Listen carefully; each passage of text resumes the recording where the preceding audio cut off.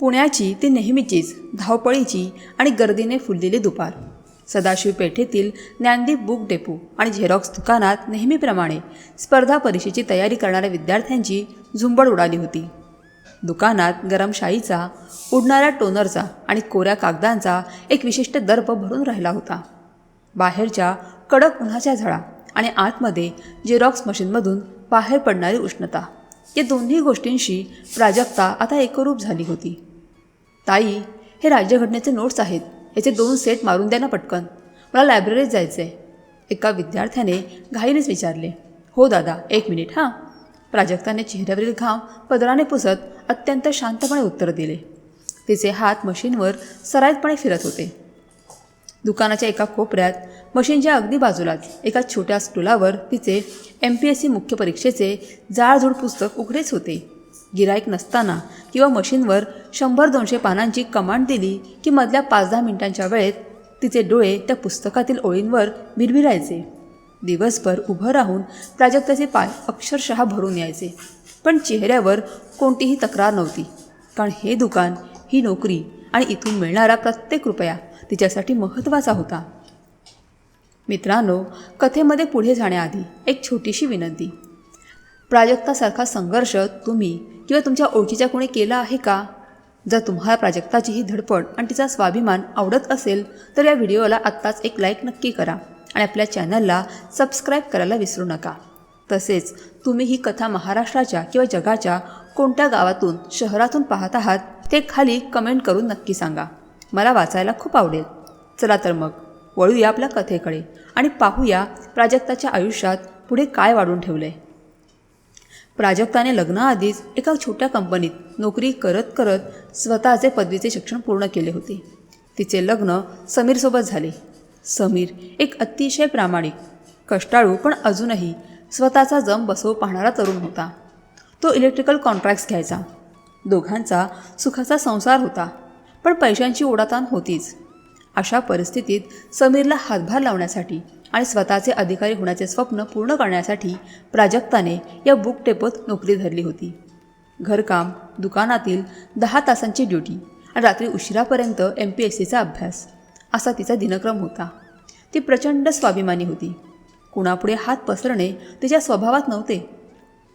संध्याकाळी 8 वाजता दुकानाचे शटर ओढून प्राजक्ता बाहेर पडली. आज ती खूप खुश होती, कारण तिने नुकतीच MPSCची पूर्वपरीक्षा पास केली होती आणि आता मुख्य परीक्षेची तयारी सुरू होती. पण मुख्य परीक्षेसाठी एका नामांकित क्लासची टेस्ट सिरीज लावणे खूप गरजेचे होते, ज्याची फी 8,000 रुपये होती. या महिन्याचा पगार, घरभाडे आणि रेशनमध्ये संपला होता. समीरचीही एका साईडची पेमेंट अडकली होती. वाटेत चालताना प्राजक्ताने विचार केला, आज पप्पांकडे जाऊन येऊया. त्यांना पूर्वपरीक्षा पास झाल्याचं सांगेन आणि टेस्ट सिरीजसाठी 8,000 रुपये मागेन. पप्पा नक्की देतील. प्राजक्ता चालतच कोथरूडच्या दिशेने निघाली. तिचे वडील माधवराव आणि आई सुमती कोथरूडच्या एका प्रशस्त आणि आलिशान फ्लॅटमध्ये राहायचे. प्राजक्ता तिथे पोहोचली तेव्हा घराचा माहोल काहीसा वेगळाच होता. हॉलमध्ये सोफ्यावर अनेक महागड्या ब्रँडच्या शॉपिंगच्या पिशव्या अस्ताव्यस्त पडल्या होत्या. तिची लहान बहीण मयुरी एका हातात महागडा आयफोन घेऊन आरशासमोर नवीन ड्रेस लावून बघत होती. मयुरीला लहानपणापासूनच प्रत्येक गोष्ट अगदी आयती मिळाली होती.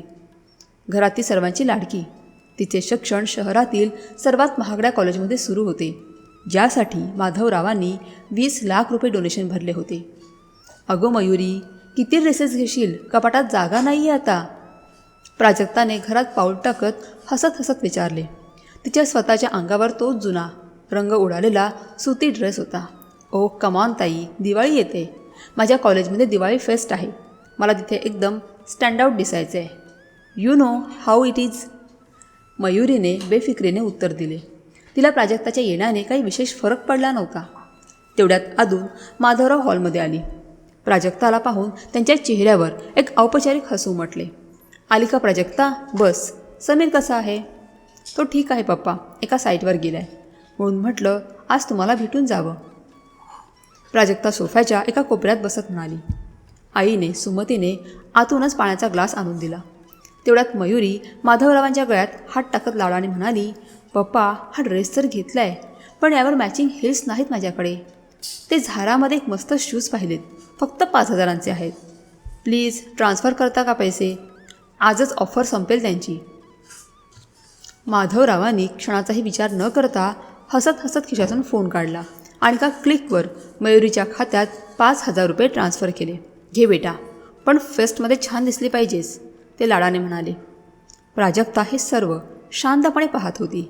तिच्या पर्समधील स्वतःच्या घामाच्या पैशांची आणि सदाशिव पेठेतील त्या उकाड्याची तिला आठवण झाली. तिने पाणी पिऊन ग्लास खाली ठेवला आणि धीर एकवटून म्हणाली, पप्पा, मला तुम्हाला एक आनंदाची बातमी सांगायची होती. मी MPSCची पूर्वपरीक्षा पास झाले. प्राजक्ताच्या डोळ्यात एक वेगळी चमक होती. अरे वा, छान छान, अभिनंदन. माधवरावांनी अगदी वरच्या स्वरात म्हटले. सुमतेनेही बरं झालं बाई, एवढीच प्रतिक्रिया दिली. पण पप्पा, प्राजक्ता थोडी चाचरत म्हणाली, पुढच्या महिन्यात माझी मुख्य परीक्षा आहे. त्यासाठी मला एका चांगल्या क्लासची टेस्ट सिरीज लावायची आहे. माझी थोडी पैशांची ओढाताण होते. फक्त 8,000 रुपये दिलेत तर बरं होईल. मी माझा पुढचा पगार झाला की तुम्हाला लगेच परत देईन. तिचे हे वाक्य पूर्ण होताच हॉलमध्ये अचानक एक असह्य शांतता पसरली. मयुरी मोबाईलमध्ये बघत आतल्या रूममध्ये निघून गेली. माधवरावांनी आपला फोन बाजूला ठेवला. त्यांच्या चेहऱ्यावरील हावभाव एकदम बदलले. मयुरीशी बोलताना त्यांच्या आवाजात जो गोडवा होता तो आता पूर्णपणे गायब झाला होता. त्यांनी चष्मा नाकावर सरकवत अतिशय कोरड्या आणि व्यवहारी आवाजात म्हटले, प्राजक्ता, हे काय नवीन आता? तू कमवतेस ना, स्वतः दुकानात काम करतेस. समीर पण कॉन्ट्रॅक्टर आहे, तोही कमावतोच.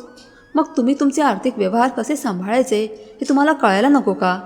सतत असं त्यावेळी दुसऱ्यावर अवलंबून राहून कसं चालेल? पप्पा, मी दुसऱ्यावर कुठे अवलंबून आहे? मी स्वतः सगळं मॅनेज करते. फक्त या महिन्यात समीरचे पैसे अडकलेत आणि क्लासची फी भरणं खूप महत्त्वाचं आहे. प्राजक्ताचा आवाज आता थोडा कापत होता.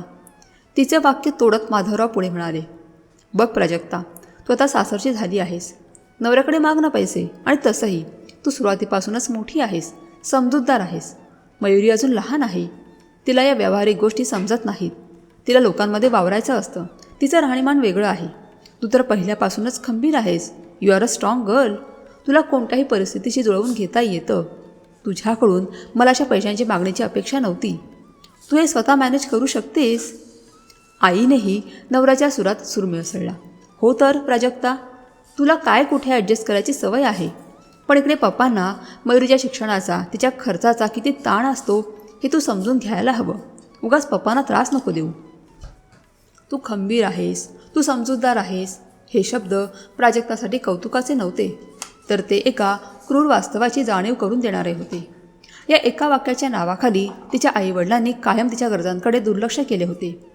खंबीर असण्याचा अर्थ तिला कसलीच गरज नाही, तिच्याकडे दुर्लक्ष केले तरी चालेल, असा त्यांनी सोयीस्करपणे करून घेतला होता. मयुरीला 5,000चे शूज घेण्यासाठी एका सेकंदात पैसे देणारे पप्पा आपल्या स्वतःच्या मोठ्या मुलीला तिच्या भविष्यासाठी, तिच्या शिक्षणासाठी 8,000 रुपये देताना समजूतदारपणाचे आणि खंबीरपणाचे धडे देत होते. प्राजक्ताच्या काळजात लख्खन काहीतरी तुटल्यासारखे झाले. तिच्या डोळ्यांच्या कडा पाणावल्या, पण तिने आपला स्वाभिमान ढळू दिला नाही. तिने तो अश्रूंचा बांध मोठ्या मुश्किलीने थोपवला. असू दे पप्पा, मी करेन मॅनेज, येते मी. एवढंच बोलून प्राजक्ता तिथून उठली. मागे वळून न बघता ती घराबाहेर पडली. न जेवताच ती आपल्या छोट्याशा भाड्याच्या खोलीत परत आली. खोली अंधारी होती. समीर अजून आला नव्हता.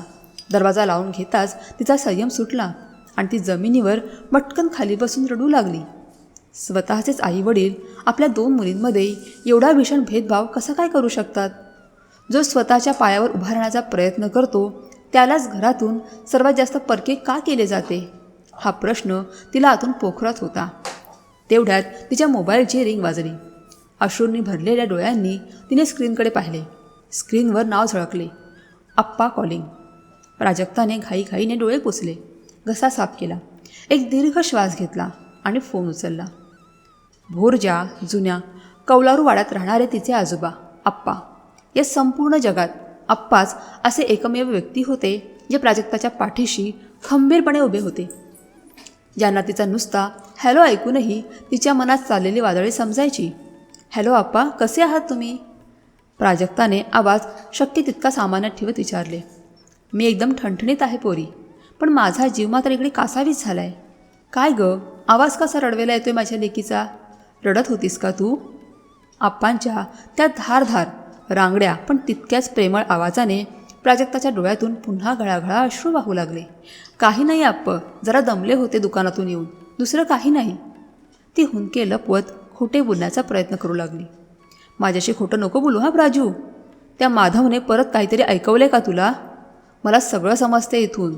तो स्वतःला खूप मोठा शाणा समजतो, पण त्याला खऱ्या हिऱ्याची पारख नाही.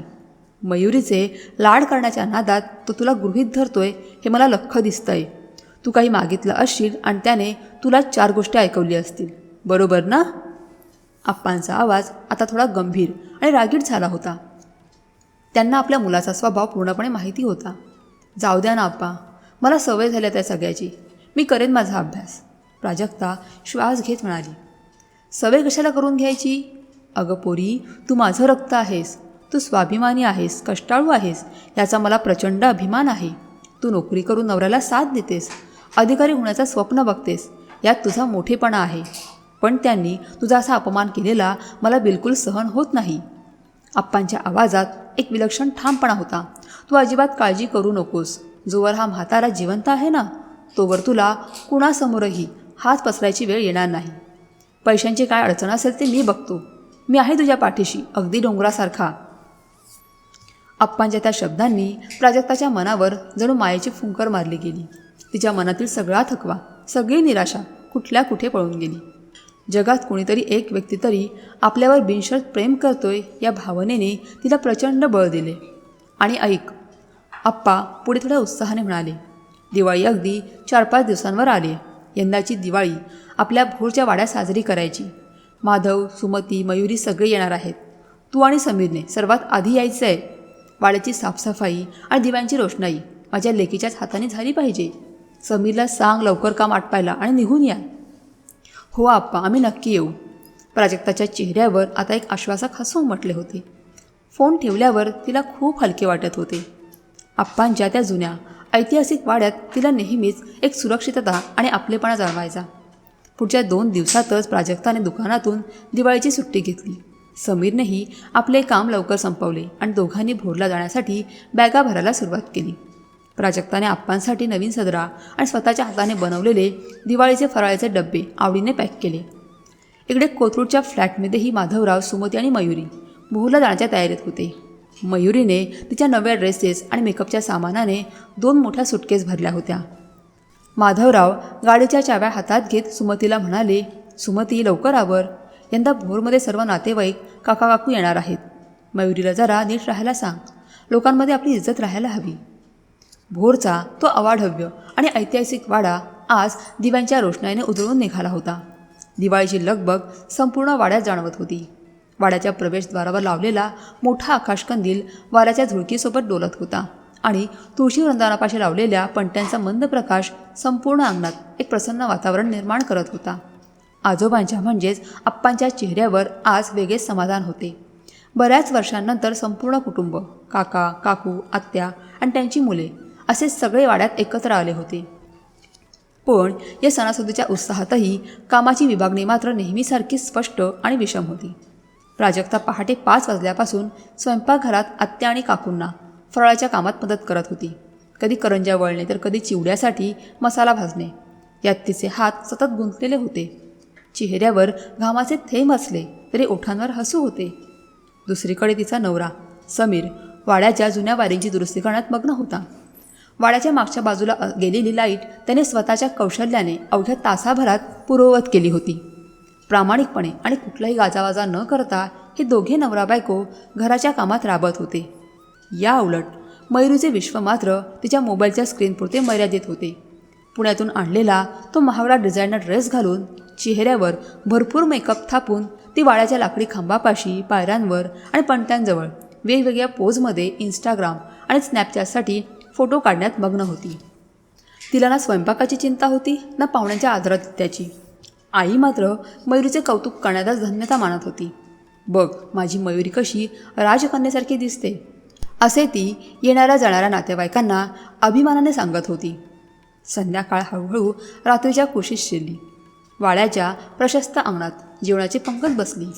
केळीच्या पानांवर पुरणपोळी, साजूक तूप, कुरडई, पापड आणि भजी असा फक्कड बेत प्राजक्ताने आत्यांच्या मदतीने तयार केला होता. सर्व नातेवाईक गप्पा मारत जेवणाचा आस्वाद घेत होते. पंक्तीच्या अगदी मध्यभागी आप्पा बसले होते आणि त्यांच्या एका बाजूला माधवराव तर दुसऱ्या बाजूला समीर बसला होता. जेवणाची पंगत रंगात आली असतानाच मयुरीने अचानक आपला मोबाईल बाजूला ठेवला आणि उत्साहाने म्हणाली, पप्पा आता सांगा ना सगळ्यांना, आपलं जे ठरलंय ते सरप्राईज सांगा आता. सगळ्यांचं लक्ष माधवरावांकडे गेले. माधवरावांनी घसा खाकरला, छाती किंचित पुढे काढली आणि चेहऱ्यावर एक अत्यंत गर्विष्ठ भाव आणत ते म्हणाले, होय, मी आणि मयुरीने एक खूप मोठा निर्णय घेतला आहे. मयुरीला आता नोकरी वगैरे करायची नाही आहे. तिचे विचार खूप मोठे आहेत. ती पुण्यात कोरेगाव पार्कमध्ये स्वतःचा एक हायफाय अँड प्रीमियम कॅफे सुरू करणार आहे. नातेवाईकांनी एकच कुजबूज सुरू झाली. काकांनी विचारले, अरे वा, पण माधव, कोरेगाव पार्कमध्ये कॅफे म्हणजे खर्च तर खूप मोठा असेल ना? माधवराव हसून म्हणाले, खर्च तर असणारच, पण मुलीच्या स्वप्नांसाठी बाप काहीही करू शकतो. मी माझ्या पुण्यातलं ते घर आहे ते बँकेकडे गहाण ठेवून 50 लाख रुपयांचं बिझनेस लोन घेणार आहे. प्रोजेक्ट रिपोर्ट तयार आहे. पुढच्या महिन्यात लोन सँक्शन होईल आणि माझ्या मयुरीचा रुबाबदार कॅफे उभा राहील. 50 लाख हा आकडा ऐकून पंगतीत क्षणभर शांतता पसरली. सुमती आणि मयुरीच्या चेहऱ्यावर मात्र विजयाचा आनंद होता. नेमका याच वेळी स्वतःच्या अनुभवातून आणि प्रामाणिक काळजीतून समीरने तोंड उघडले. तो अत्यंत नम्रपणे म्हणाला, मामा माफ करा, मी मध्ये बोलतोय, पण 50 लाखांचं कर्ज म्हणजे खूप मोठी रिस्क आहे. सध्या पुण्यात कॅफेचा बिझनेस खूप डळमळीत आहे. मी स्वतः अनेक नवीन कॅफेची इलेक्ट्रिकल कामं घेतली आहेत, पण त्यातले अनेक कॅफे 6 महिन्यात बंद पडतानाही पाहिलेत. घर गहाण ठेवून एवढी मोठी रक्कम गुंतवण्याआधी मार्केट रिसर्च आणि प्लॅन बी तयार आहे का? कारण व्यवसाय म्हटला की धोका आलाच. समीरचा हा व्यावहारिक सल्ला माधवरावांच्या अहंकारावर थेट घाव घालणारा ठरला. त्यांचे डोळे रागाने लाल झाले. त्याने हातातील पुरणपोळीचा घास पानावर तसाच सोडला. समीर, माधवरावांचा आवाज वाड्यात घुमला, तू काय आम्हाला बिझनेस कसा करायचा हे शिकवणार? दिवसभर लोकांच्या घरात वायरी जोडायच्या, स्विचबोर्ड दुरुस्त करायचे आणि संध्याकाळी मजुरी मोजायची, ही तुझी लायकी? एका साध्या इलेक्ट्रिशियननी बँकेत काम करणाऱ्या माणसाला गुंतवणुकीची अक्कल शिकवू नये.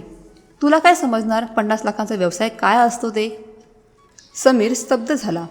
भर पंक्तीत सर्व नातेवाईकांसमोर झालेला हा अपमान त्याच्या वर्मी लागला. तो खाली मान घालून शांत बसला. पण प्राजक्ता शांत बसू शकली नाही. नवऱ्याचा असा विनाकारण केलेला अपमान आणि अत्यंत खालच्या पातळीवरचा अपमान तिच्या सहनशीलतेच्या पलीकडचा होता. ती ताडकन उभी राहिली.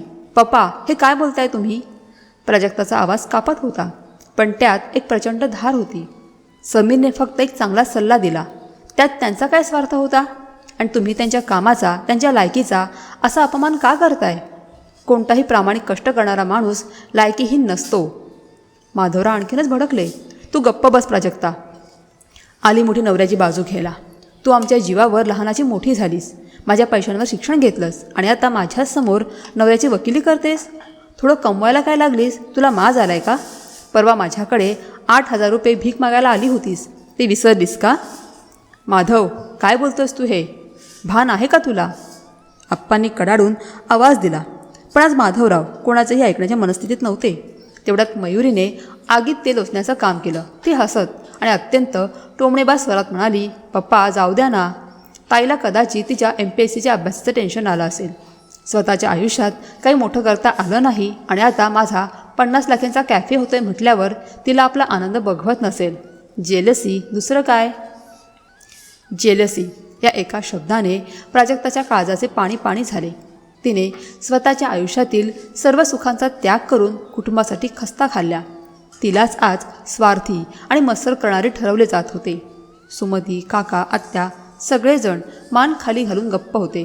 कुणीही एका शब्दानेही माधवराव किंवा मयुरीला रोखले नाही. प्राजक्ताने समीरकडे पाहिले. समीरने निमूटपणे आपले ताट पुढे ढकलले आणि तो उभा राहिला. प्राजक्तानेही भरल्या ताटावरून उठण्याचा निर्णय घेतला. तिने पाण्याचा ग्लास हातात घेतला, घोटभर पाणी प्यायली आणि माधवरावांच्या डोळ्यात थेट डोळे घालून ती म्हणाली, पप्पा, मी 8,000 रुपये भीक म्हणून नाही तर एका हक्काने मागितले होते. पण आज तुम्ही मला माझी जागा दाखवून दिलीत. जो बाप स्वतःच्या मुलीच्या हौसेसाठी 50 लाखांचा घर गहाण ठेवू शकतो आणि मोठ्या मुलीच्या भविष्यासाठी 8,000 रुपये देताना तिला तिची लायकी काढू शकतो, अशा बापाच्या जीवावर मी शिकले ही माझीच चूक होती. राजू, बाळ खाली बस. जेवणाच्या पानावरून सो उठू नये. आप्पा डोळ्यात पाणी आणून विनवणी करत होते. नाही अप्पा. प्राजक्ताचा आवाज आता अत्यंत शांत पण बर्फासारखा थंड होता. ज्या अन्नात माझ्या आणि माझ्या नवऱ्याच्या घामाचा सन्मान नाही ते अन्न माझ्यासाठी विषासमान आहे. आणि पप्पा, आज इथून जाताना एक गोष्ट कायम लक्षात ठेवा. इथून पुढे माझ्यावर कितीही मोठं संकट आलं, वेळप्रसंगी मला विष जरी प्यावं लागलं तरी ते मी स्वतःच्या घामाच्या पैशातून विकत घेईन. पण इथून पुढे मी तुमच्याकडे कधीच काहीच मागणार नाही. हा प्राजक्ताचा शब्द आहे. प्राजक्ताने समीरचा हात धरला आणि ते दोघे थेट वाड्याच्या आतल्या खोलीत गेले. अवघ्या 5 मिनिटात त्यांनी आपल्या छोट्याशा बॅगा भरल्या. बाहेर अचानक हवा बदलली होती आणि ढगांचा गडगडाट सुरू झाला होता. पाऊस कोणत्याही क्षणी कोसळेल अशी परिस्थिती होती. दोघे बॅगा घेऊन वाड्याच्या दारात आले. आप्पा त्यांना अडवण्यासाठी धावत आले. समीर, प्राजू, थांबा रे पोरांनो, असा अंधारात कुठे जात आहे? बाहेर पाऊस सुरू झालाय. आप्पा रडत होते. प्राजक्ताने खाली वाकून आप्पांच्या पायांना स्पर्श केला. तिच्या अश्रूंनी आप्पांचे पाय ओले झाले. मला माफ करा आप्पा, मी तुम्हाला सोडून चालले, पण माझा स्वाभिमान मला इथे एक क्षणही थांबू देत नाही आहे. तुम्ही स्वतःची काळजी घ्या. समीरनेही आप्पांच्या पाया पडून त्यांचा निरोप घेतला. माधवराव, सुमती आणि मयुरी ओट्यावर उभे राहून हे सर्व पाहत होते. त्यांच्या चेहऱ्यावर पश्चातापाचा कोणताही लवलेश नव्हता. उलट गेली तर जाऊ दे असाच त्यांचा आविर्भाव होता. नातेवाईक केवळ मूक प्रेक्षक बनून उभे होते. प्राजक्ता आणि समीरने वाड्याचा उंबरठा ओलांडला आणि त्या क्षणी आकाशातून पावसाच्या जोरदार सरी कोसळायला सुरुवात झाली. निसर्ग जणू त्यांच्या मनातील अश्रूंना वाट मोकळी करू देत होता. रात्रीचे 10:30 वाजले होते. भोरच्या त्या निर्मनुष्य आणि काळोख्या रस्त्यावरून ते दोघे एसटी स्टँडच्या दिशेने चालत निघाले होते. पावसाच्या पाण्याने त्यांचे कपडे पूर्णपणे भिजले होते.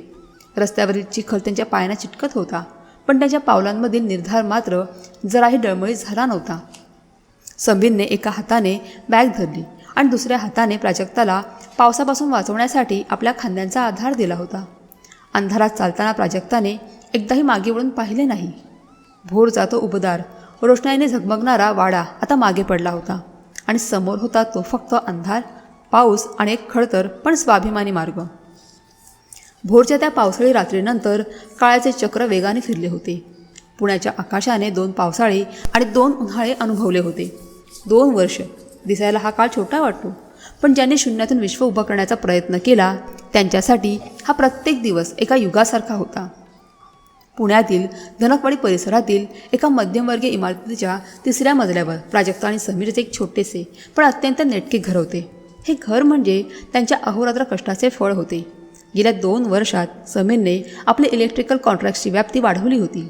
त्याच्या प्रामाणिकपणामुळे आणि कामाच्या दर्जामुळे त्याला आता मोठ्या सोसायट्यांची कामं मिळू लागली होती. दुसरीकडे प्राजक्ताने आपला लढा थांबवला नव्हता. सदाशिव पेठेतील ते झेरॉक्सच्या दुकानातील नोकरी सांभाळून रात्रीचा दिवस करून तिने MPSCचा खडतर प्रवास सुरूच ठेवला होता. तिची मुख्य परीक्षा देऊन झाली होती आणि आता ती निकालाच्या प्रतीक्षेत होती. आज रविवारची सकाळ होती. प्राजक्ता गॅलरीत उभी राहून तुळशीला पाणी घालत होती. घराचा कोपरा न कोपरा तिने स्वतःच्या हाताने सजवला होता. भिंतीवर एकच फोटो होता, तो म्हणजे आप्पांचा. 6 महिन्यांपूर्वी आप्पांचे निधन झाले होते. ती बातमी प्राजक्तासाठी एखाद्या आभाळ कोसळल्यासारखी होती. माधवरावांशी असलेल्या वादामुळे तिला आप्पांच्या अंत्यसंस्कारालाही नीट जाता आले नव्हते. ती लांबूनच डोळ्यात पाणी आणून आपल्या लाडक्या आजोबांचा निरोप घेऊन आली होती. आप्पांच्या जाण्याने तिच्या आयुष्यातील मायेचा सर्वात मोठा आधारवड हरपला होता. तेवढ्यात समीर बाहेरून वर्तमानपत्राने दूध घेऊन आला. त्याच्या चेहऱ्यावर नेहमीसारखा उत्साह नव्हता. काय झालं समीर, आज शांत का आहात? प्राजक्ताने विचारले. समीरने वर्तमानपत्र टेबलावर ठेवले आणि दीर्घ श्वास घेतला. प्राजू, आज पेपरमध्ये एक नोटीस आली आहे. बँकेची. कोथरूडच्या घराच्या जप्तीची नोटीस आली आहे. तुझी माहिती बरोबर होती. मयुरीचा कॅफे पूर्णपणे बुडाला आहे. प्राजक्ताने पेपर हातात घेतला. माधवरावांच्या नावावर असलेल्या कोथरूडच्या त्या प्रशस्त फ्लॅटवर बँकेने जप्ती आणण्याची तयारी सुरू केली होती. मयुरीने कॅफेच्या नावाखाली घेतलेले 50 लाखांचे कर्ज आणि त्यावर चढवलेले व्याज आता त्यांच्या आवाक्याबाहेर गेले होते. मयुरीने व्यवसायाकडे लक्ष देण्याऐवजी फक्त स्वतःच्या चैनीवर आणि दिखाव्यावर पैसे उडवले होते. कर्ज फेडण्यासाठी माधवरावांनी आपले सर्व PF आणि सेव्हिंग्स लावले होते, पण ते समुद्रात थेंब पडल्यासारखे ठरले होते. ज्या बापाने मोठ्या मुलीला 8,000साठी अपमानित केलं, त्याने लहान मुलीच्या हट्टापायी स्वतःचा छप्पर गमावलं. नियतीचा न्याय किती अचूक असतो ना. प्राजक्ताच्या स्वरात उपरोध होता, पण डोळ्यात मात्र दुःख होते.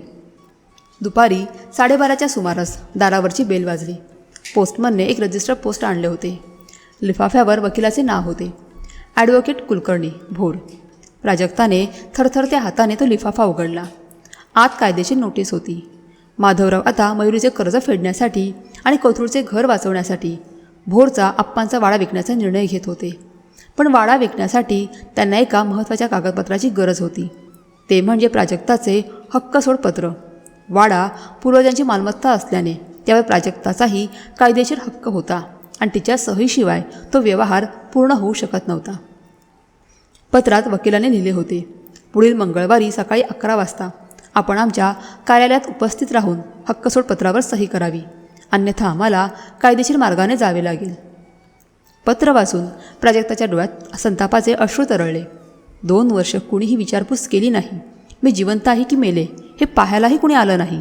आणि आज वाडा विकायची वेळ आली तर त्यांना या भीक मागणाऱ्या मुलीची सही हवी आहे.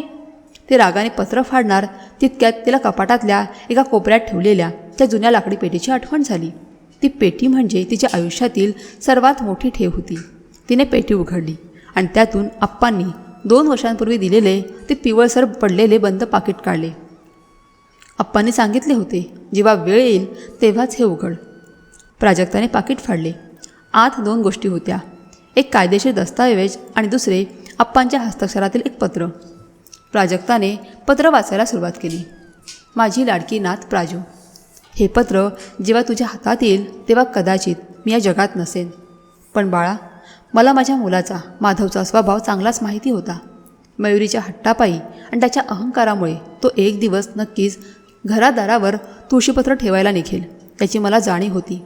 त्यांना वाटते की हा वाडा त्यांचा आहे, पण त्यांना हे माहीत नाही की त्यांच्या जाचातून तुला वाचवण्यासाठी मी आधीच तरतूद करून ठेवली आहे. प्राजू, मी या वाड्याचे कायदेशीररित्या 2 समान हिस्से केले आहेत. एक हिस्सा मयुरीच्या नावे आणि एक हिस्सा तुझ्या नावे. हा वाडा मी इरिव्होकेबल ट्रस्टमध्ये टाकला आहे. याची नोंदणी मी 7 वर्षांपूर्वीच केली होती. तुझ्या सहीशिवाय किंवा तुझ्या संमतीशिवाय या वाड्याची एक वीटही कुणी हलवू शकणार नाही. हा तुझा हक्क आहे, तुझा स्वाभिमान आहे. मयुरीने कितीही पैसे उडवले असले तरी आजोबांच्या या वाड्यावर तुझा समान अधिकार आहे. हे लोक तुला सही करण्यासाठी विनवतील, धमकावतील, पण तू झुकू नकोस. हा वाडा विकला गेला तर आपली संस्कृती आणि माझ्या आठवणी कायमच्या संपतील. तू खंबीर आहेस हे जगाला दाखवून दे. तुझा आप्पा. पत्र वाचताना प्राजक्ताचे डोळे पूर्णपणे ओले झाले होते. तिला आजोबांच्या दूरदृष्टीचे आणि त्यांच्या मायेचे कौतुक वाटले. आप्पांनी तिला फक्त संपत्तीचा वाटा दिला नव्हता, तर तिला या अन्यायाविरुद्ध लढण्यासाठी एक अमोघ शस्त्र दिले होते. आप्पा, तुम्ही मला एकटीला सोडून गेलात असं मला वाटलं होतं, पण तुम्ही तर माझ्या विजयाची तयारी आधीच करून ठेवली होती. ती मनाशीच पुटपुटली. तिने आजोबांचे ते मृत्यूपत्र आणि पत्राची कॉपी नीट फाईलमध्ये लावली. तिचा चेहरा आता शांत पण करारी झाला होता. तिने समीरकडे पाहिले. समीर, मंगळवारी आपल्याला वकिलाच्या ऑफिसमध्ये जायचं आहे, ती म्हणाली. प्राजू, तू सही करणार आहेस का? समीरने काळजीने विचारलं. प्राजक्ताने खिडकीबाहेर पाहिलं, जिथे पावसाचे ढग पुन्हा जमा होत होते. मी सही करायला नाही, तर 2 वर्षांपूर्वी सुरू झालेला हा हिशोब पूर्ण करायला जाणार आहे. ज्या बापाने मला खंबीर म्हणून वाऱ्यावर सोडलं त्याला आता खंबीरपणा काय असतो ते पाहायची वेळ आली आहे. मयुरीचा लाड करण्यासाठी आप्पांचा वाडा विकायचा अधिकार मी कोणालाही देणार नाही. मंगळवार उजाडला. प्राजक्ताने एक साधी पण रुबाबदार साडी नेसली होती. तिने कपाळावर एक ठळक टिकली लावली होती. तिच्या डोळ्यात आज एक वेगळाच आत्मविश्वास होता. तिने आप्पांच्या फोटोला नमस्कार केला आणि ती समीरसोबत घराबाहेर पडली. पुण्याच्या रस्त्यावरून जाताना तिला जुन्या आठवणी आठवत होत्या. कोथरूडचे ते घर, मयुरीचा तो अहंकार, आईचा तो दुजाभाव आणि वडिलांचा तो जिव्हारी लागणारा अपमान. पण आज ती दुबळी प्राजक्ता नव्हती. ती वकिलाच्या ऑफिसच्या इमारतीपाशी पोहोचली. समोरच माधवरावांची गाडी उभी होती. गाडीचा रंग उडालेला होता आणि ती जुनी वाटत होती. गाडीतून माधवराव खाली उतरले. 2 वर्षात ते खूप थकलेले दिसत होते. त्यांचे खांदे झुकले होते आणि डोक्यावरचे केस पांढरे झाले होते. त्यांच्या मागे सुमती आणि मयुरी होती. मयुरीच्या चेहऱ्यावरचा तो पूर्वीचा रुबाब आता कुठेतरी हरवला होता, पण डोळ्यातला हव्यास अजूनही कायम होता. प्राजक्ताने एक दीर्घ श्वास घेतला आणि पावले वकिलाच्या ऑफिसच्या दिशेने वळवली. तिला माहीत होतं की आतमध्ये एक मोठं वादळ तिची वाट पाहत आहे, पण आज तिच्याकडे त्या वादळाला शांत करण्याची ताकद होती. पुण्यातील जंगली महाराज रोडवर असलेल्या ॲडव्होकेट कुलकर्णींच्या वातानुकूलित केबिनमध्ये आज एक जीवघेणी आणि तणावपूर्ण शांतता पसरली होती. केबिनच्या बाहेरून येणारा ट्रॅफिकचा आवाजही आतल्या त्या अबोल संघर्षापुढे फिका पडत होता. काचेच्या मोठ्या टेबलाभोवती माधवराव, सुमती आणि मयुरी बसले होते. 2 वर्षांपूर्वी भोरच्या वाड्यातून ज्या अहंकाराने माधवराव बोलत होते, तो अहंकार आता कुठेतरी गळून पडला होता. त्यांच्या चेहऱ्यावर कर्जाच्या ओझ्यामुळे आलेला थकवा आणि ताण स्पष्ट दिसत होता. मयुरीच्या हातात आज तो महागडा मोबाईल नव्हता आणि तिचे लक्ष सतत दाराकडे लागले होते. सुमतीबाईंच्या चेहऱ्यावर अपराधीपणापेक्षा वाडा विकून घर कसं वाचवायचं याची चिंता जास्त होती. तेवढ्यात दारावर हलकीशी थाप पडली. कमीन, ॲडव्होकेट कुलकर्णी म्हणाले. दार उघडून प्राजक्ता आणि समीरने केबिनमध्ये प्रवेश केला. 2 वर्ष, तब्बल 2 वर्षांनंतर बाप आणि लेक एकमेकांसमोर आले होते. पण या भेटीत ना डोळ्यात ओलावा होता ना मायेचा स्पर्श. माधवरावांच्या डोळ्यात प्राजक्ताविषयी कोणतीही आपुलकी नव्हती, तर त्यांना दिसत होती ती फक्त एक सही, जी त्यांच्या मुलीला कर्जाच्या खाईतून बाहेर काढणार होती. ये प्राजक्ता, बस, माधवरावांनी अत्यंत कोरडेपणाने म्हटले. त्यांनी समीरकडे साधे पाहिलेही नाही. प्राजक्ता आणि समीर टेबलाच्या दुसऱ्या बाजूला शांतपणे बसले होते. कुलकर्णी साहेब, सुरू करा, आम्हाला वेळ नाही आहे. माधवरावांनी थेट मुद्द्याला हात घातला. वकिलाने एक जाडजूड फाईल उघडली आणि त्यातून एक कायदेशीर कागद, स्टॅम्प पेपर बाहेर काढला. प्राजक्ता मॅडम, हे हक्कसोड पत्र आहे. भोरचा जुना वाडा माधवरावांच्या वडिलांचाच, म्हणजे तुमच्या आजोबांचा होता. तो वाडा आता विकायचा ठरला आहे, पण हिंदू वारसा हक्कानुसार नाथ म्हणून तुमचाही त्यावर अधिकार सांगता येऊ शकतो.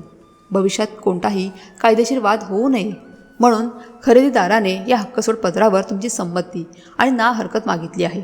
इथे खाली तुम्ही सही करा की व्यवहार पूर्ण होईल. वकिलाने ते कागद आणि पेन प्राजक्ताच्या दिशेने सरकवला. प्राजक्ताने ते कागदाकडे नुसते पाहिले, पण पेन उचलला नाही. ती शांत आवाजात म्हणाली, मी यावर सही करणार नाही.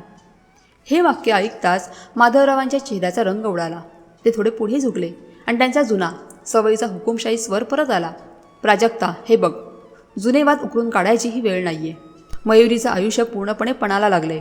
बँकेची जप्ती कोथरूडच्या घरावर आले. तू मोठी आहेस ना, थोडं समजून घे. हा वाडा विकून जे पैसे येतील त्यातून तिचं कर्ज फिटेल आणि आमचं घर वाचेल. तू एवढी समजूतदार आहेस, यावेळी असा आडमोठेपणा करू नकोस.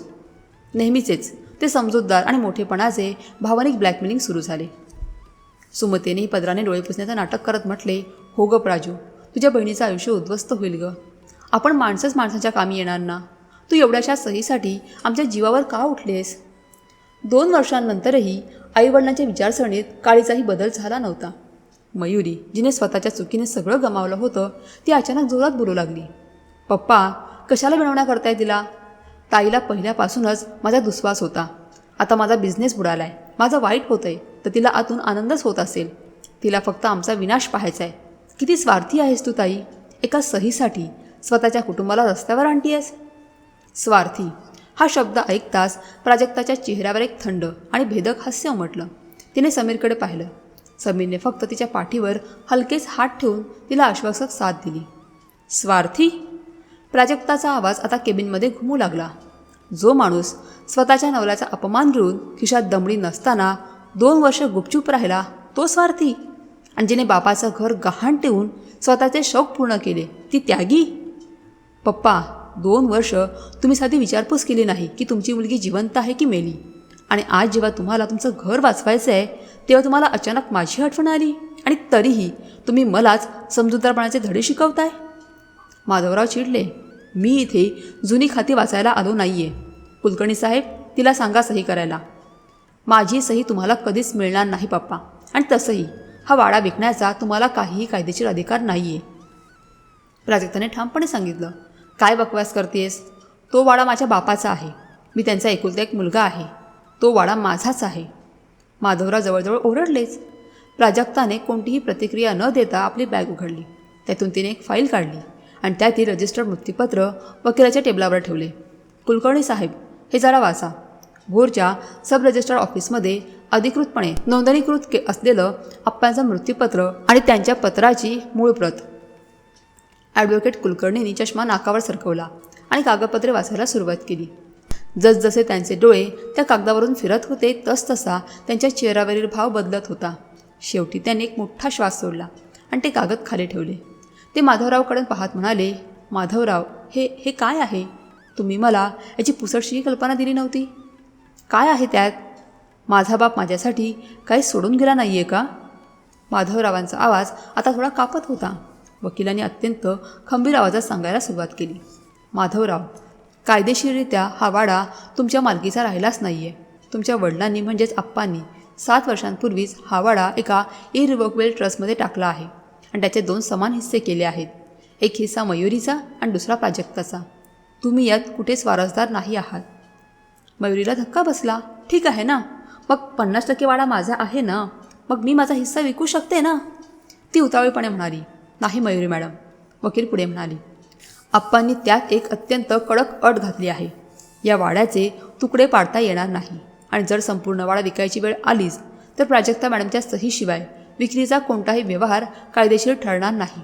आणि सर्वात महत्त्वाची अट, समजा प्राजक्ता मॅडमने सही केलीच तरी विक्रीतून मिळणारी एकूण रक्कम माधवरावांना किंवा मयुरीला मिळणार नाही. त्या रकमेतील 50% रक्कम ही थेट प्राजक्ता मॅडमच्या बँक खात्यात जमा करावी लागेल, तरच हा व्यवहार पूर्ण होईल, अशी तरतूद या मृत्यूपत्रात स्पष्ट आहे. वकिलांचे हे शब्द ऐकताच माधवरावांच्या पायाखालची जमीनच सरकली. त्यांच्या डोळ्यांसमोर अंधारी आली. सुमतीने डोक्याला हात लावला. त्यांचा प्लॅन पूर्ण फसला होता. माधवरावांना वाटले होते की प्राजक्ताकडून फुकटात हक्कसूट पत्रावर सही घ्यायची, वाड्याचे 3 कोटी रुपये घ्यायचे आणि ते सर्व पैसे मयुरीच्या 50 लाखांच्या कर्जात आणि उरलेल्या स्वतःच्या भविष्यासाठी वापरायचे. पण आता जर 50% म्हणजे 1.5 कोटी प्राजक्तालाच द्यावे लागले तर त्यांच्या हातात मयुरीचे कर्ज फेडण्या इतकेही पैसे उरणार नव्हते. आजोबांनी अत्यंत हुशारीने माधवरावांची नाकेबंदी केली होती. हे शक्य नाही. माझा बाप असं माझ्या पाठीत खंजीर खुपसू शकत नाही. माधवराव हतबल होऊन फुटफुटले. पाठीत खंजीर आप्पांनी नाही, तुम्ही खुपसला होता पप्पा. प्राजक्ता उभी राहिली.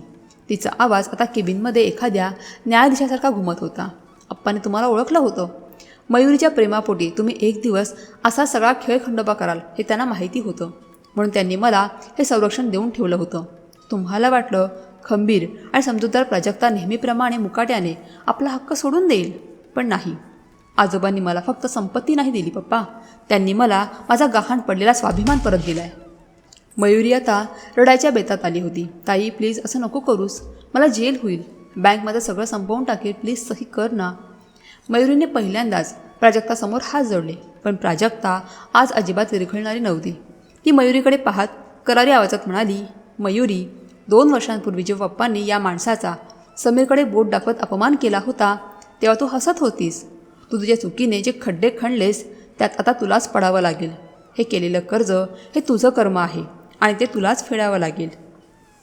प्राजक्ताने आपली फाईल उचलली आणि माधवरावांकडे शेवटचा कटाक्ष टाकत ती म्हणाली, हा वाडा आप्पांची शेवटची आणि सर्वात पवित्र आठवण आहे. मी तो कोणत्याही परिस्थितीमध्ये कुणाच्याही कर्जासाठी विकू देणार नाही. मयुरीला तिचे धडे स्वतः शिकू द्या. माझी सही तुम्हाला मिळणार नाही, कधीच नाही. प्राजक्ता वळली आणि समीरसोबत अतिशय रुबाबात केबिनच्या बाहेर पडली. माधवरावांनी वकिलाकडे आशेने पाहिले, पण वकिलाने हतबलतेने नकारार्थी मान डोलावली आणि फाईल बंद केली. केबिनमध्ये पुन्हा तीच जीवघेणी शांतता पसरली. पण यावेळी ती शांतता माधवरावांच्या पराभवाची, त्यांच्या कर्माची फळे भोगण्याची आणि प्राजक्ताच्या खऱ्या विजयाची शांतता होती. वकिलाच्या ऑफिसमधील त्या प्रसंगानंतर पुण्याच्या आकाशात बरेच ऋतू बदलले. काळ कोणासाठीही थांबत नाही, पण तो प्रत्येकाला त्याची लायकी आणि जागा मात्र अचूक दाखवून देतो. माधवरावांच्या आयुष्यातही एक काळाने असाच एक कठोर आणि न विसरता येणारा धडा शिकवला होता. 5 ते 6 महिने उलटून गेले होते. एकेकाळी पैशांचा आणि प्रतिष्ठेचा माज असणाऱ्या माधवरावांचे आयुष्य तर पूर्णपणे उद्ध्वस्त झाले होते. बँकेने त्यांच्या कोथरूडच्या प्रशस्त फ्लॅटवर अखेर जप्ती आणली होती. तो फ्लॅट लिलावात निघाला आणि माधवरावांना अक्षरशः एका रात्रीत घर रिकामे करावे लागले. ज्या घरातून त्यांनी आपल्या मोठ्या मुलीला प्राजक्ताला पैशांसाठी हकलून दिले होते तेच घर आता त्यांच्या मालकीचे राहिले नव्हते. आज माधवराव आणि सुमती पुण्यातल्याच एका उपनगरात एका छोट्याशा 1 BHK भाड्याच्या घरात राहत होते. घरात ना पूर्वीसारखे नोकरचाकर होते ना एसीची हवा. माधवरावांचे खांदे आता पूर्णपणे झुकले होते. डोक्यावर कर्जाचा डोंगर आणि मनात पश्चातापाची आग. यामुळे ते रातोरात 10 वर्षांनी म्हातारे झाल्यासारखे वाटत होते. इकडे मयुरीची अवस्था तर त्याहूनही वाईट होती. जिने 2 वर्षांपूर्वी लाखो रुपये डोनेशन भरून शिक्षण घेतले आणि 50 लाखांचे कर्ज बुडवून बापाला रस्त्यावर आणले, तिला आता कर्माची फळे भोगावी लागत होती. तिचे हे सर्व हाय सोसायटी मित्रमैत्रिणी जे तिच्या पैशांवर पार्टी करायचे, त्यांनी आता तिचा नंबर ब्लॉक केला होता. कुटुंबाचा उदरनिर्वाह करण्यासाठी आणि स्वतःचा खर्च भागवण्यासाठी मयुरीला आता लक्ष्मी रोडवरील एका साध्या कपड्यांच्या दुकानात सेल्सगर्ल म्हणून नोकरी करावी लागत होती. सकाळी 10 ते रात्री 9 वाजेपर्यंत पायाला भिंगरी लावून ग्राहकांना कपडे दाखवताना तिचे पाय दुखायचे. कधी काळी झाराचे 5,000चे शूज एका मिनिटात घेणाऱ्या मयुरीला आता 500 रुपयांच्या चपलेसाठीही 2दा विचार करावा लागत होता. तिला प्राजक्ताने सदाशिव पेठेत काढलेल्या कष्टांची आता खऱ्या अर्थाने जाणीव होत होती. पण आता वेळ निघून गेली होती. इकडे भोरच्या वाड्यात आज एक वेगळीच धामधूम सुरू होती. संपूर्ण गावाला जणू सणाचे स्वरूप आले होते. वाड्यासमोर मोठा मंडप टाकला होता आणि सनई सगवड्याचे सूर आसमंतात घुमत होते. गावात सकाळपासूनच चर्चा होती.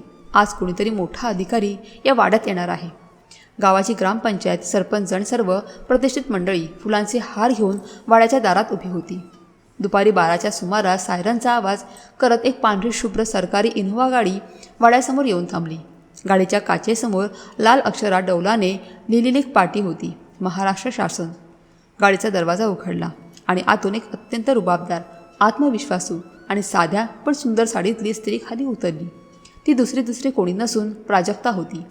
होय, 2 वर्षांची तिची ती कठोर तपश्चर्या, रात्रीचा केलेला दिवस आणि पोटाला चिमटा काढून केलेला अभ्यास अखेर फळाला आला होता. प्राजक्ताने राज्यसेवा परीक्षेत राज्यातून मुलींमध्ये पहिला क्रमांक पटकावला होता आणि तिची तहसीलदार म्हणून शासनात थेट नियुक्ती झाली होती. ज्या झेरॉक्सच्या दुकानात ती लोकांचे फॉर्म भरायची, त्याच दुकानाच्या मालकाने आज पेढे वाटले होते. प्राजक्ताच्या शेजारी समीर उभा होता. त्याच्या डोळ्यात आपल्या पत्नीविषयीचा प्रचंड अभिमान आणि आनंद ओसंडून वाहत होता. संपूर्ण गावाने टाळ्यांच्या गजरात तिचे स्वागत केले. सरपंचाने तिला शाल आणि श्रीफळ देऊन तिचा सत्कार केला. आमच्या गावची लेक आज साहेबांच्या खुर्चीवर जाऊन बसली. आप्पांचा ऊर आज स्वर्गातही अभिमानाने भरून आला असेल, सरपंच भाऊक होत म्हणाले. या सर्व गर्दीत वाड्याच्या एका कोपऱ्यात 2 व्यक्ती मान खाली घालून उभ्या होत्या. ते माधवराव आणि सुमती होते. नातेवाईकांनी त्यांना या कार्यक्रमाला बोलावले होते, पण त्यांना पुढे यायची हिंमत होत नव्हती. माधवरावांच्या डोळ्यांतून घळाघळा अश्रू वाहत होते. ते प्राजक्ताकडे पाहत होते आणि डोळ्यांसमोर 2 वर्षांपूर्वीचा तो प्रसंग उभा राहत होता. तू स्वतः कमावतेस, नवऱ्याकडे माग. 8,000 रुपये मी देऊ शकत नाही. एका साध्या इलेक्ट्रिशियनची बायको तू. स्वतःचे शब्द आज त्यांच्या कानाखाली एखाद्या सणसणीत चपराकासारखे वाजत होते. ज्या मुलीला त्याने 8,000 रुपयांसाठी अपमानित करून घराबाहेर काढले होते, तीच मुलगी आज स्वतःच्या घामाच्या आणि कष्टाच्या जोरावर जिल्ह्याची एवढी मोठी अधिकारी बनून सरकारी गाडीतून आली होती. आणि जिच्यावर त्यांनी 50 लाख उधळले, ती मयुरी आज साध्या दुकानात लोकांचे कपडे घड्या करत होती. पैशांची आणि लायकीची मोजमाप करणारा माधवरावांचा अहंकार आज मातीमोल झाला होता. प्राजक्ताने गर्दीतून वाट काढत वाड्याच्या आत पाऊल ठेवले. वाड्याचा उंबरठा ओलांडताना तिला आप्पांची तीव्र आठवण आली. ती थेट माझघरात गेली, जिथे आप्पांचा मोठा फोटो लावला होता. प्राजक्ताने स्वतःच्या हाताने आणलेला फुलांचा मोठा हार आप्पांच्या फोटोला घातला. तिने हात जोडले आणि डोळे मिटले. आप्पा, मी करून दाखवलं. आज मला पैशांची नाही, तर फक्त तुमची कमी भासते. तुम्ही दिलेला हा वाडा आणि माझा स्वाभिमान दोन्ही मी सुरक्षित ठेवले आहेत. ती मनातल्या मनात आप्पांशी बोलत होती. तेवढ्यात तिच्या मागे कुणाची तरी पावले वाजली. तिने मागे वळून पाहिले. माधवराव आणि सुमती तिच्या समोर उभे होते. माधवरावांचे हात जोडलेले होते आणि ते ओक्साबोक्षी रडत होते. प्राजू, मला माफ कर बाळा. माधवरावांचा आवाज कापत होता. त्यांनी पुढे होऊन प्राजक्तासमोर हात जोडले, पण प्राजक्ताने त्यांना लगेच थांबवले. पप्पा, हे काय करताय? तुम्ही वडील आहात. माझ्यासमोर असे हात नका जोडू. प्राजक्ता शांतपणे म्हणाली, नाही पोरी, मी वडील म्हणण्याच्या लायकीचा नाही आहे. मी पैशांच्या आणि मयुरीच्या मोहात इतका आंधळा झालो होतो की माझ्या घरातला खरा हिरा मला ओळखताच आला नाही. ज्या मुलीने कधीच काही मागितलं नाही, तिला मी राथाडलं. आज माझ्या कर्माची शिक्षा मला मिळाले पोरी. माझं सगळं संपलं आहे. मला आणि तुझ्या आईला माफ कर प्राजू. सुमतीही पदराने तोंड लपवून रडत होती. प्राजक्ता त्यांच्याकडे पाहत राहिली. तिच्या मनात प्रचंड संताप होता, पण आता तो संताप शांत झाला होता. यश माणसाला खूप मोठं करतं आणि क्षमा करायला शिकवतं. तिने माधवरावांचे हात हातात घेतले. पप्पा, मी कधीच हे विसरले आहे, कारण राग आणि द्वेष मनात ठेवून मला माझं पुढचं आयुष्य जगायचं नाही आहे. पण एक गोष्ट कायम लक्षात ठेवा, तुम्ही मला 8,000साठी हाकललं याचा मला कधीच राग आला नाही, पण तुम्ही माझ्या नवऱ्याच्या प्रामाणिक कष्टाचा जो अपमान केलात आणि मला स्वार्थी ठरवलं, ती जखम इतक्या लवकर भरणार नाही. प्राजक्ताने एक दीर्घ श्वास घेतला आणि अतिशय ठामपणे पण संयमाने पुढे म्हणाली, मी आजोबांचा वाडा विकू दिला नाही, कारण ती त्यांची ओळख होती. आज तुमच्याकडे राहायला हे घर नाही आहे हे मला माहिती आहे. हा वाडा आता तुमचाच आहे. तुम्ही आणि आई इथे भोरला येऊन राहू शकता. मी तुम्हाला वाड्यातून कधीच काढणार नाही. पण हा वाडा मयुरीच्या किंवा तुमच्या मालकीचा नाही, तर तो आप्पांच्या संस्काराचा आहे हे विसरू नका. आणि मयुरीला सांगा, तिने स्वतःचे कष्ट करावेत आणि स्वतःचे आयुष्य उभं करावं. मी तिचं कर्ज फेडणार नाही, कारण जोपर्यंत ती स्वतः संघर्ष करणार नाही तोपर्यंत तिला पैशांची आणि माणसांची किंमत समजणार नाही. माधवरावांनी तिचे म्हणणं मान्य केले. त्यांनाच खऱ्या अर्थाने समजले होते की संपत्ती आणि पैसा नाही, तर संस्कार आणि कष्ट माणसाला मोठे करतात. प्राजक्ताने त्यांना वाड्यात राहण्याची परवानगी देऊन आपला मोठेपणा सिद्ध केला होता आणि तरीही स्वतःच्या स्वाभिमानाची सीमारेषा स्पष्टपणे आखून दिली होती. समीरने जवळ येऊन प्राजक्ताच्या हातात हात दिला. दोघांनी वाड्याच्या मुख्य दरवाजातून बाहेर पाहिले. पावसाळ्याचे दिवस संपून आता निरभ्र आकाश दिसू लागले होते. प्राजक्ताच्या आयुष्यातही आता अशीच एक स्वच्छ आणि लखलखीत पहाट उगवली होती. आपल्या समाजात अनेकदा असं होतं, जे मूळ समजूतदार असतं, तक्रार करत नाही आणि स्वतःच्या पायावर उभं राहतं, त्यालाच पालक सर्वात जास्त गृहीत धरतात. तू तर खंबीर आहेस असं म्हणत त्यांच्याच भावनांकडे सोयीस्करपणे दुर्लक्ष केलं जातं. पण लक्षात ठेवा, मुलामुलींमध्ये किंवा भावंडांमध्ये कधीच भेदभाव करू नका. जो उधळपट्टी करतो त्याचे लाड करण्यापेक्षा त्याला पैशाची आणि कष्टाची किंमत समजावा, आणि जो कष्टाने उभा राहतो त्याच्या पाठीशी उभे राहा. कारण आयुष्यात जेव्हा संकटांची वादळं येतात आणि सगळे सोडून जातात, तेव्हा तीच खंबीर मुलगी किंवा तोच गृहीत धरलेला मुलगा तुमचा सर्वात मोठा आधार बनतो, ज्याला तुम्ही कधी काळी नाकारलं होतं. नाती पैशाने नाही तर आदराने आणि समानतेने टिकतात. मित्रांनो, प्राजक्ताच्या या जीवन प्रवासाने आपल्याला एक खूप मोठा आणि महत्त्वाचा धडा दिला आहे. पैशांचा किंवा परिस्थितीचा माज कधीच करू नये, कारण वेळ कधीच कोणासाठी थांबत नाही. आणि सर्वात महत्त्वाचं म्हणजे कुटुंबात कधीही दुजाभाव करू नका. तुम्हाला प्राजक्ताचा हा निर्णय आणि आजोबांची दूरदृष्टी कशी वाटली हे मला कमेंट बॉक्समध्ये नक्की लिहून कळवा. तुमच्या एका कमेंटमुळे मला अशाच नवनवीन आणि हृदयस्पर्शी कथा तुमच्यापर्यंत पोहोचवण्याची प्रेरणा मिळते. जर ही कथा तुमच्या हृदयाला भिडली असेल तर ती तुमच्या मित्रपरिवारासोबत, व्हॉट्सअप ग्रुपवर आणि नातेवाईकांसोबत शेअर नक्की करा, जेणेकरून हा विचार घराघरात पोहोचेल. चॅनलवर नवीन असाल तर सबस्क्राईब करून बेल आयकॉन दाबायला विसरू नका. पुन्हा भेटूया अशाच एका सुंदर आणि प्रेरणादायी कथेतून. तोपर्यंत स्वतःची आणि आपल्या कुटुंबाची काळजी घ्या. धन्यवाद.